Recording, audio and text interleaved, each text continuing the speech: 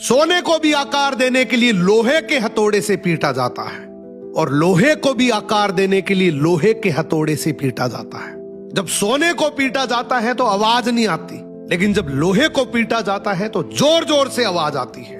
इसी बात पर एक बार सोने ने लोहे से पूछा, भाई मुझे भी लोहे के हथौड़े से पीटा जाता है और तुझे भी लोहे के हथौड़े से पीटा जाता है, मैं तो आवाज नहीं करता लेकिन तू इतना चिल्लाता क्यों है? लोहे ने एक बहुत सुंदर जवाब दिया।